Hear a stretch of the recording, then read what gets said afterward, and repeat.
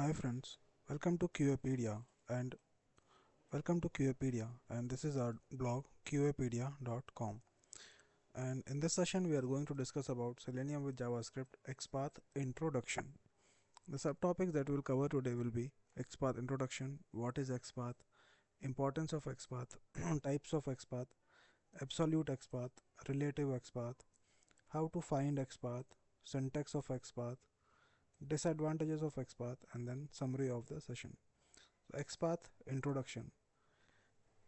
So in this session we are going to see XPath. So first topic is what is XPath. We had discussed about 8 types of locators in our earlier sessions of Selenium, and XPath is one of those locators.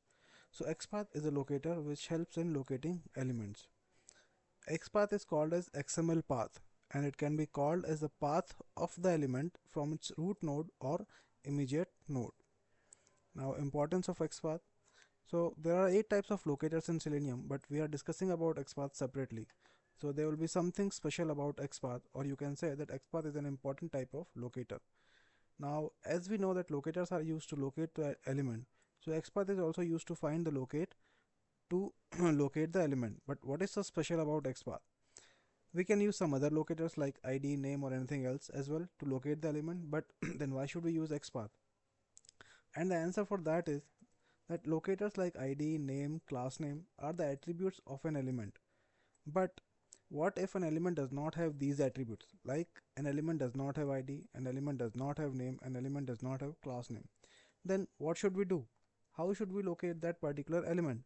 So XPath solved that problem for us. So XPath can locate any element for us.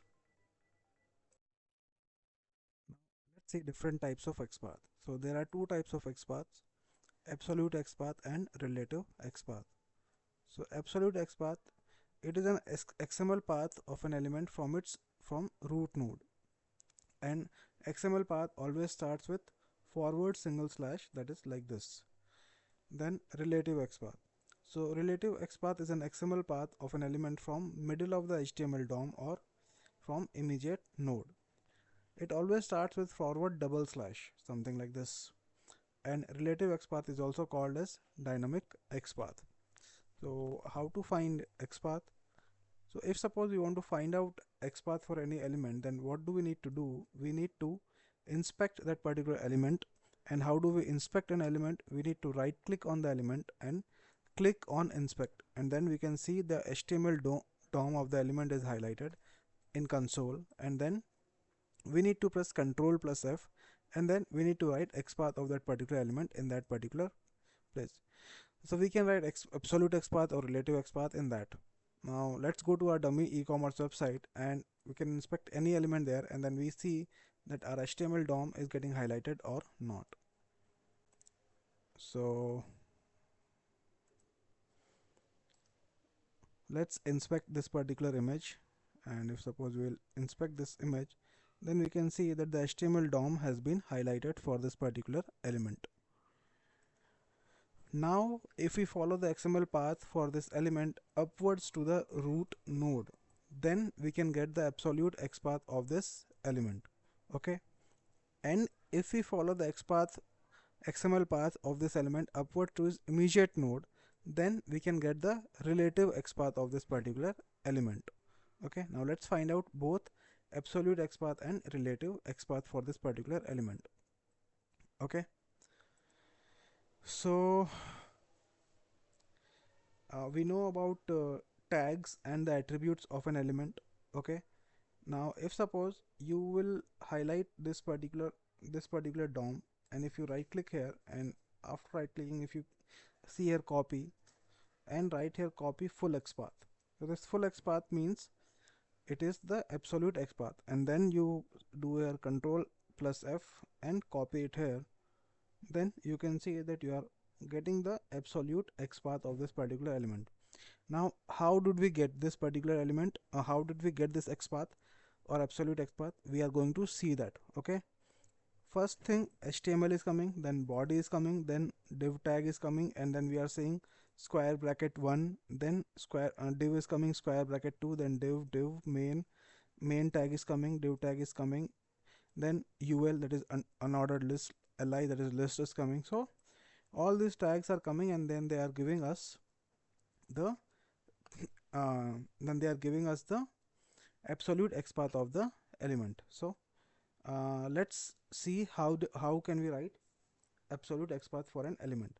Now let's go back to our uh, blog, and here we can see what is the syntax of absolute XPath. So this is the syntax of absolute XPath, and it was same like this. If we will Control Z, then you can see it is the same like this. Okay, starting with HTML, this is also same thing. So if we want to understand the syntax of absolute XPath, then it is just an XML path from the root node to the respective element.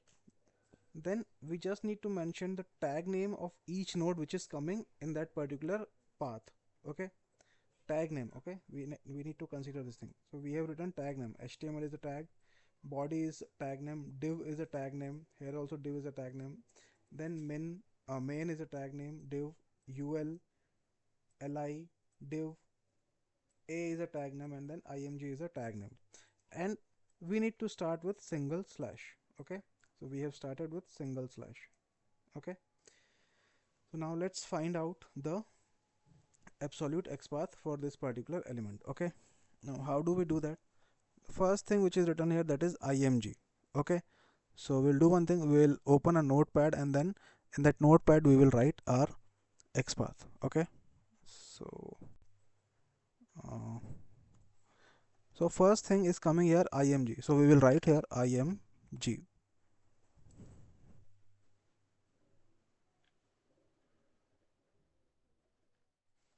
Okay, so now it would be visible for you.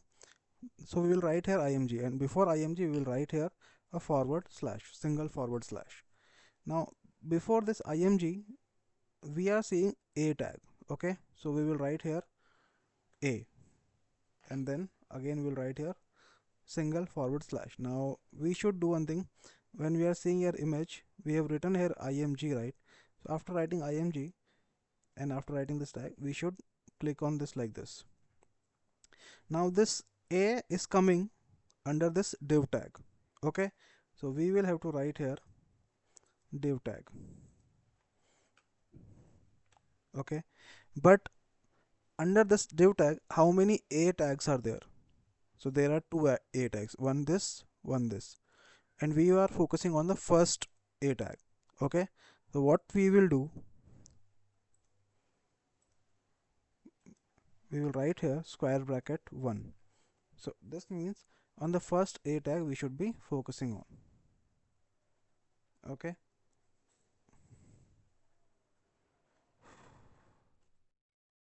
that's done.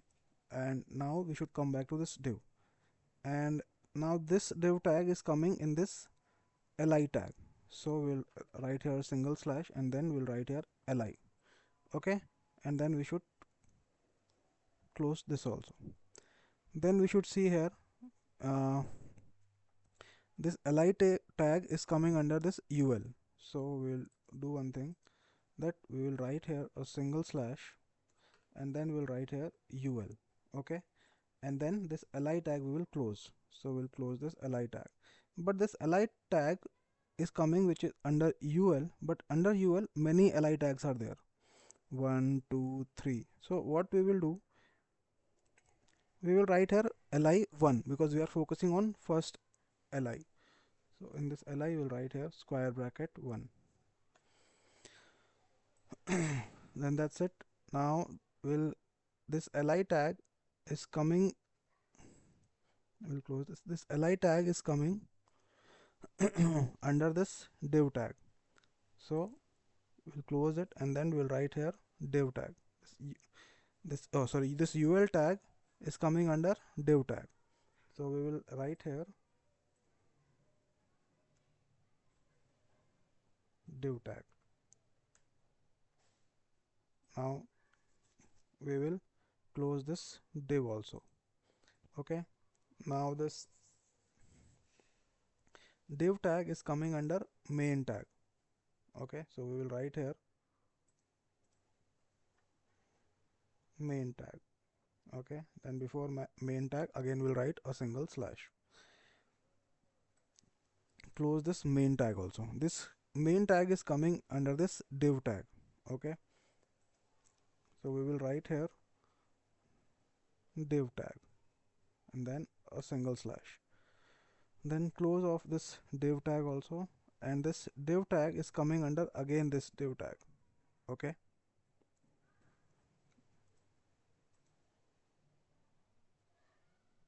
so we will write here div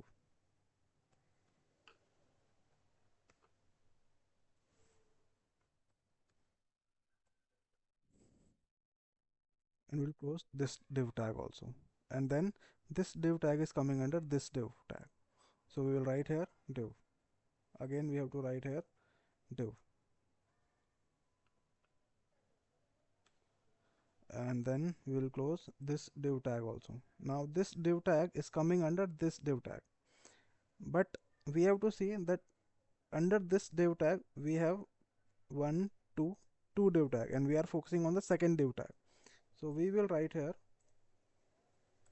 square bracket 2, and then this div tag, this particular div tag is coming under this div, so we will write again here div tag. Now we'll close off this particular div tag, and this div tag is coming under body. Okay, but under this body also there are many div tags are coming, so we are focusing on the first div tag, so we will write here square bracket 1, the first div tag we are focusing on, and then single forward slash, and then we'll write here body.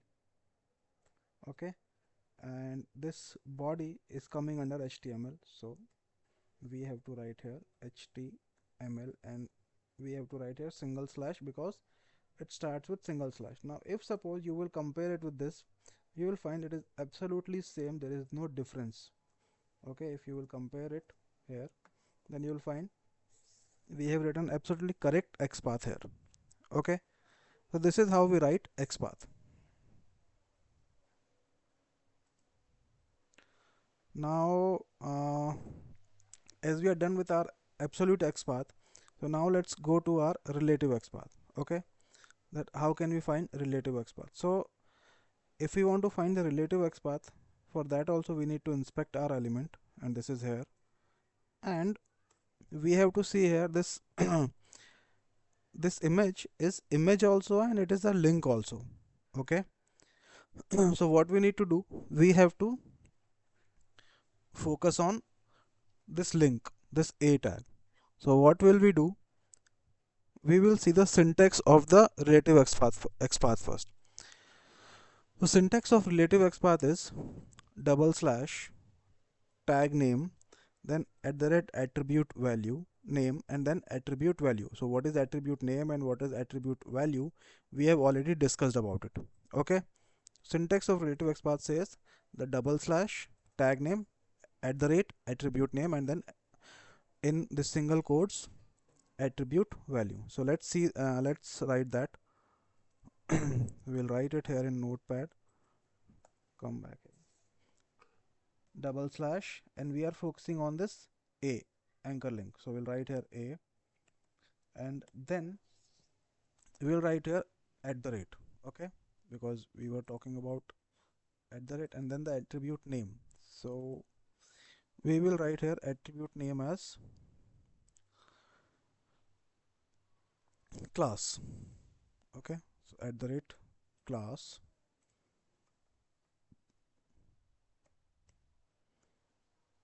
is equals to, and then in double quotes we have to write the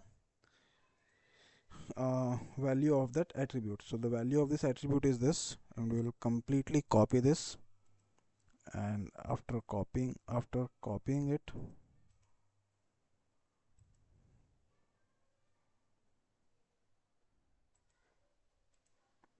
after copying this, we will try to paste it here, and so we are getting here, so is it focusing on this? Yes, so we are getting our element, but there is one problem that it is focusing on many elements. But yeah, at least we are able to find our one element. Okay, and after that, if we want to write here, we have to write here img. So this is going to focus on this particular element. Okay, so this is how we can find our relative XPath. Right now it is not giving us unique XPath. It is focusing on 12 elements. So we will see that also, that how can we find a unique XPath. Right now we are not seeing that, but we can see that also. Later on we can see that also. So this was about relative XPath and absolute XPath. Now we had discussed about absolute XPath syntax. Now let's discuss about relative XPath syntax. So relative XPath starts with a double slash. We should know this. Then we have mentioned tag name in the first XPath. So this is the in relative XPath we have two types of syntax.